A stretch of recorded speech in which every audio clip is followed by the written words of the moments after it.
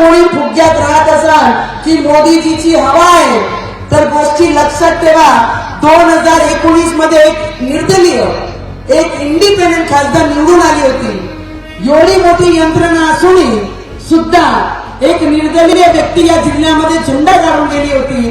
तर त्या फुग्यात कोणताही कार्यकर्ता राहू नाही की मोदीजींची हवा आहे म्हणून आपण सहज सहज निवडून येऊ.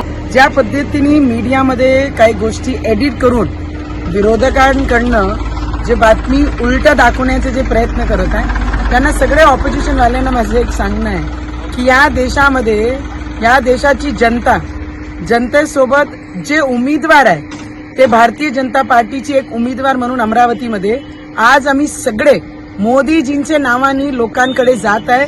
मोदीजींचा नमस्कार सांगताय, मोदीजींचे विकास कामं आम्ही सांगताय आणि पूर्ण देशामध्ये कोणताही ऑपोजिशन व्यक्ती त्यांच्या समोर नाही. तो मोदीजींची हवा हे होती आहे आणि भविष्यात सुद्धा राहणार आहे.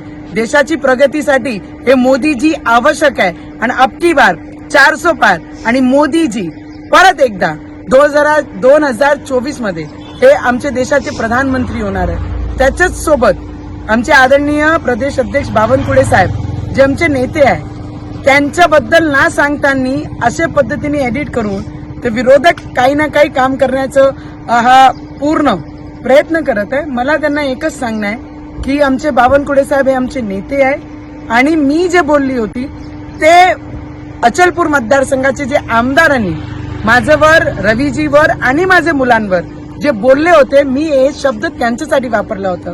मला असं वाटतंय विरोधकांनी हा सगळी यंत्रणा करण्यापेक्षा लोकांमध्ये जाऊन लोकांच्या हिताकरिता आपण बोललो पाहिजे, नाही की या गलिच्छ राजकारण करण्याचा प्रयत्न आपण सगळ्यांनी केला पाहिजे. आम्ही भारतीय जनता पार्टीचे कार्यकर्ता जे उमेदवार आहे मोदीजींचे नावानी मतं प्रत्येक ठिकाणी जाऊन मागताय की देशाच्या विकासाकरिता मोदीजींना मतदान करा, देशाच्या हिताकरिता मोदीजींना मतदान करा.